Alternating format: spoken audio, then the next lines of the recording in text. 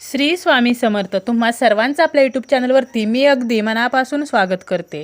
तुमच्या मनातील सर्व चांगल्या इच्छा स्वामी महाराज पूर्ण करोत हीच स्वामींच्या चरणी प्रार्थना करते आणि आजच्या व्हिडिओला सुरुवात करते. आजच्या व्हिडिओमध्ये मी तुम्हाला उद्या संकष्टी चतुर्थी आहे, जी पितृपक्षातील संकष्टी चतुर्थी आहे. या दिवशी आपण आपल्या मुलांसाठी काही उपाय करू शकतो. तर आपल्या मुलांसाठी गणपती बाप्पांना आपल्याला एक वस्तू अर्पण करायची आहे, ज्यामुळे आपल्या मुलांच्या आयुष्यातील अडचणी, संकटे, दुःखे दूर होतील. तुमची मुले जर शिकत असतील तर त्यांची अभ्यासामध्ये प्रगती होईल, त्यांना मनासारखे मार्क्स मिळतील. त्यांच्या वाचलेले लक्षात राहत नसेल तर त्यांची स्मरणशक्ती सुधारेल. तुमची मुले जर नोकरी करत असतील तर त्यांना नोकरी व्यवसायामध्ये सुद्धा यश मिळू शकेल, भरभराट होईल, व्यवसायामध्ये वाढ होईल, तसेच नोकरीमध्ये प्रमोशनसुद्धा मिळू शकते. तुम्हाला यासाठी हा उपाय करायचा आहे. मी माझ्या बऱ्याचशा व्हिडिओमध्ये सांगितलेलं आहे की फक्त उपाय करणे, हा उपाय कोणत्याच गोष्टीवरती असू शकत नाही. म्हणजे फक्त तुम्ही हा उपाय केला आणि आम्हाला हे मिळालं पाहिजे तर असं होत नाही. आपण प्रत्येक गोष्टीसाठी तेवढीच आपल्याला कष्ट करण्याची तयारीसुद्धा असावी लागते. आपण मेहनत ही सुद्धा करायची असते आणि तेव्हा त्या मेहनतीचं आपल्याला फळ मिळतं. परंतु आपल्या मेहनतीला गणपती बाप्पांच्या आशीर्वादाची जोड असावी, यासाठी आपल्याला हे जे उपाय आहेत तर ते करायचे आहेत. संकष्टी चतुर्थीची जी व्रत आहे किंवा जी पूजा आहे तर ती गणपती बाप्पाने पार्वतीला सांगितलेली होती आणि संकष्टी चतुर्थी ही गणपती बाप्पांची अतिशय आवडीची तिथी आहे. त्यामुळे आपण या दिवशी जर काही गोष्टी केल्या तर याचे जे परिणाम असतात तर ते इतर दिवशी केलेल्या गोष्टींपेक्षा जास्त असतात आणि जास्त लवकर फळ देणारे असतात. त्यासाठी आपल्याला संकष्टी चतुर्थीच्या दिवशी हा उपाय करायचा आहे. या दिवशी गणपतीची आराधना केल्यामुळे सुख सौभाग्य वाढतं. आपल्या घर परिवारामध्ये काही जर अडचणी येत असतील, दुःखे येत असतील तर यापासून आपली मुक्तता होते. आपली जर काही शुभकार्य रखडलेली असतील, अडकलेली असतील तर ती सुद्धा पूर्णत्वाला जातात. आणि चतुर्थीच्या दिवशी दिवसभर उपवाससुद्धा केला जातो आणि रात्री चंद्रोदय झाल्यानंतर चंद्राचे दर्शन घेऊन चंद्राला अर्घ्य देऊनच हा उपवास सोडला जातो. तुम्ही हे उपवास किंवा हे जे व्रत आहे तर ते सुद्धा करू शकता. प्रत्येक जणाला हे व्रत किंवा उपवास करणे शक्य नसते, तर अशा व्यक्तींनी असे काही छोटे छोटे उपाय आहेत तर ते या दिवशी करायचे असतात. आता आपण आपल्या मुलांसाठी कोणता उपाय करायचा आहे, कोणती वस्तू गणपती बाप्पांना अर्पण करायची आहे आणि ती कशा प्रकारे करायची आहे हे मी व्हिडिओमध्ये सांगणार आहे. पण त्यापूर्वी तुम्हाला गणपती बाप्पांचे मी 2 प्रभावशाली मंत्र सांगते. त्यामध्ये पहिला मंत्र आहे तो आहे, तुमच्या आयुष्यात जर काही संकटे असेल तर संकटे दूर करणारा मंत्र तो असा आहे की ओम वक्रतुंडाय हो. ओम वक्रतुंडाय हो.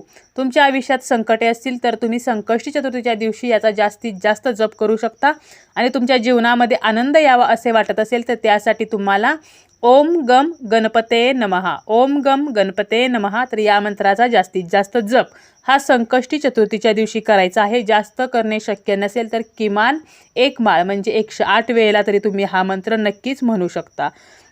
आता आपल्याला कोणता उपाय करायचा आहे ते मी सांगते. काय करायचं आहे तुम्हाला, संकष्टी चतुर्थीच्या दिवशी म्हणजे उद्या तुम्हाला लवकर उठायचं आहे. सकाळी तुमची देवघरातील जी तुमची देवांची पूजा वगैरे आहे तर ती करायची आहे आणि यानंतर तुम्हाला एक पाट घ्यायचा आहे. तुमच्या देवघरामध्ये जास्त जागा असेल तर तिथे सुद्धा तुम्ही गणपती बाप्पांची पूजा करू शकता, नाहीतर तुम्ही सेपरेट एक पाट घ्या. त्या पाटावरती तुम्हाला लाल वस्त्र अंतरायचं आहे. जर लाल वस्त्र असेल तर लाल टाका किंवा तुम्ही पिवळे वस्त्र, हिरवे वस्त्र सुद्धा वापरू शकता, कारण पिवळा आणि हिरवा रंग हा सुद्धा गणपती बाप्पांना आवडतो. परंतु लाल रंग हा जास्त आवडतो, कारण लाल रंगाची जी जास्वंदीची फुले आहेत ती बाप्पांना प्रिय आहेत. तर लाल रंगाचं कापड टाकायचं आहे. यानंतर सर्वात अगोदर तुम्हाला थोडेसे तांदूळ घ्यायचे आहेत, ते एका बाजूला ठेवायचे आहेत आणि त्यावरती आपल्याला दिवा ठेवायचा आहे. या दिव्यामध्ये तुम्हाला तूप घालायचं आहे. आता काही कारणाने तूप घालणे शक्यच नसेल तरच तुम्ही तेल वापरा, नाहीतर तुम्ही तूप वापरा, कारण ठराविक दिवशी तरी आपण दिव्यामध्ये तूप हे घालावं. काही जण रोज घालतात, रोज घातलं तर अतिशय उत्तम, परंतु प्रत्येकाला रोज तूप घालणे परवडत नाही. त्यामुळे तुम्ही अशा ठराविक ज्या तिथी असतात जसे की संकष्टी, पौर्णिमा, अमावस्या, तर या दिवशी दिव्यामध्ये आवर्जून आपण तूप घातलं पाहिजे. तुपाचा दिवा लावायचा आहे. ह्या दिव्याची जी वातीची दिशा आहे तर ती तुम्हाला उत्तरेला करा किंवा पूर्वेला केली तरी चालेल. दक्षिण दिशेला दिव्याच्या वातीची दिशा चुकूनही करायची नाही. अशा प्रकारे दिवा लावायचा. त्या दिव्याची आपल्याला हळदी कुंकू, अक्षता आणि फूल अर्पण करून पूजा करायची आहे. कोणतीही आपण जेव्हा पूजा करतो तेव्हा ती अगोदर आपण दिव्याची पूजा करूनच सुरू करायची असते, त्यासाठी आपल्याला दिवा हा लावायचा आहे. आता यानंतर आपल्याला गणपती बाप्पांची विधिवत स्थापना करायची आहे आणि विधिवत त्यांची पूजाही करायची आहे. आता यासाठी आपल्याला पंचामृत हे लागणारच आहे. एक तामण घ्या, त्यामध्ये थोड्याशा फुलांच्या पाकळ्या ठेवा. कारण आपण देवपूजेमध्ये फुले तर वापरतच असतो, त्यामुळे फुलांच्या पाकळ्या ह्या आपल्याकडे असतात. फुलांच्या पाकळ्या ठेवा, त्यावरती गणपती बाप्पा ठेवा.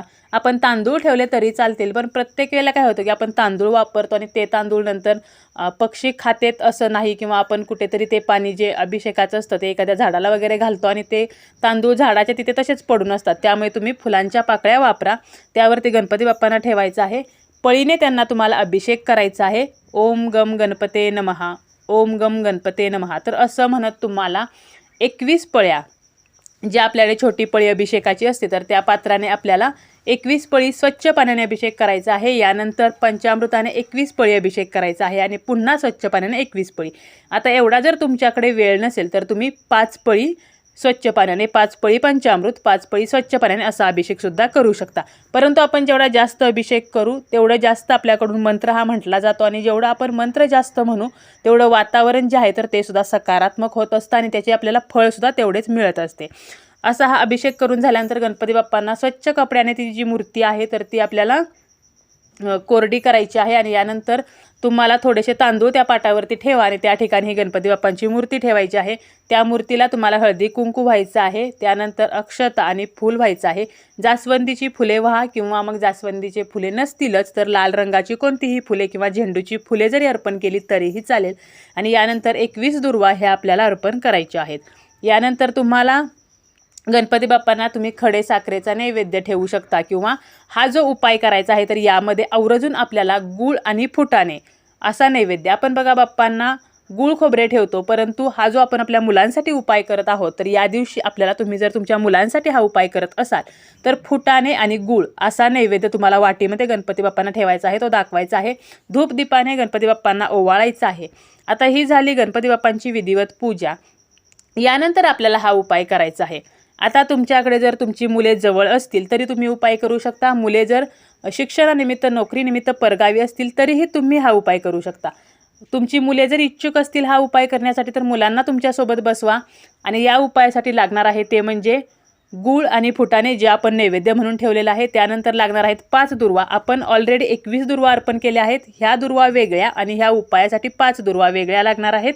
आणि यानंतर 2 वेलची आपल्याला घ्यायच्या आहेत. ह्या वेलची कुठेही छिद्र पडलेल्या किंवा तुटलेल्या नसाव्यात, तर वेलची ह्या सुस्थितीत असलेल्या असायला हव्यात. तर 5 दुर्वा आणि 2 वेलची घ्यायच्या, तुमच्या मुलाच्या उजव्या हातामध्ये ह्या द्यायच्या आहेत. आणि यानंतर सर्वात महत्त्वाचं म्हणजे आपल्याला काय म्हणायचं आहे तर एक वेळेला गणपती अथर्व शीर्ष आणि एक वेळेला जो संकटनाशक जे स्तोत्र आहे तर हे म्हणायचं आहे. तुम्ही एकापेक्षा जास्त 11 वेळेला जर तुम्हाला शक्य असेल तर 11 वेळेला तुम्ही गणपती अथर्व शीर्ष म्हणा आणि एक वेळेला संकटनाशक स्तोत्र म्हणा. परंतु 11 वेळेला शक्य नसेल तर तुम्ही एक वेळेला दोन्हीही म्हणा. आणि हे म्हणताना आपल्या मुलाच्या उजव्या हातामध्ये 5 दुर्वा आणि 2 वेलची ह्या असायला हव्यात. गणपती अथर्व शीर्ष आणि संकटनाशन स्तोत्र म्हणून झाल्यानंतर ह्या ज्या तुमच्या मुलाच्या हातात ज्या दुर्वा आणि वेलच्या आहेत तर त्या आपल्याला गणपती बाप्पांच्या चरणाजवळ तुम्हाला ह्या 2 वेलची ठेवायच्या आहेत. आणि दुर्वा ज्या आहेत तर त्या तुम्ही गणपती बाप्पांच्या हातामध्ये ठेवू शकता. डोक्यावरती ठेवल्या, मस्तकावरती तरी चालेल, किंवा चरणावरती अर्पण करा. दुर्वा अर्पण करताना आपण डोक्यावरती ठेवल्या तर काही प्रॉब्लेम नाही, परंतु तुम्ही चरणाजवळ अर्पण करत असाल किंवा हातावरती ठेवत असाल तर लक्षात घ्या, दुर्वांचे जे देठ आहेत ना ते देठ गणपती बाप्पांच्या मूर्तीकडे असायला हवेत. आणि दुर्वा जेव्हा आपण निवडतो तर तेव्हा 3 पाने असलेल्या अशा दुर्वा आपल्याला वापरायच्या असतात. आता हे झालं दुर्वांच्या बाबतीत. आणि अशा प्रकारे आपल्याला दुर्वा आणि वेलची ह्या अर्पण करायच्या आहेत. हे मुलाने करायचं आहे. आणि हे करण्या अगोदर गणपती बाप्पांना प्रार्थना करायची आहे की मला अभ्यासात चांगले मार्क्स मिळू दे, किंवा मला मनासारखी नोकरी मिळू दे, किंवा नोकरीमध्ये प्रमोशन मिळू दे. जी तुमची काही इच्छा आहे मुलांची तर ती मुलाने बोलायची आहे आणि ह्या ज्या गोष्टी आहेत तर त्या अर्पण करायच्या आहेत. आता मुले परगावी असतील तर आईनेच तुमच्या हातामध्ये, उजव्या हातामध्ये हे घ्यायचं आहे. तुमच्या मुलाबाबतची इच्छा आहे, माझ्या मुलाला अभ्यासात चांगले मार्क्स मिळू दे, माझ्या मुलाचं अभ्यासावरती कॉन्सन्ट्रेशन राहू दे, किंवा माझ्या मुलाला नोकरी मिळत नाही आहे तर तुझ्या कृपेने लवकरात लवकर माझ्या मुलाला नोकरी मिळू दे. तर अशी जी इच्छा आहे ती बोलायची आणि हे अर्पण करायचं आहे.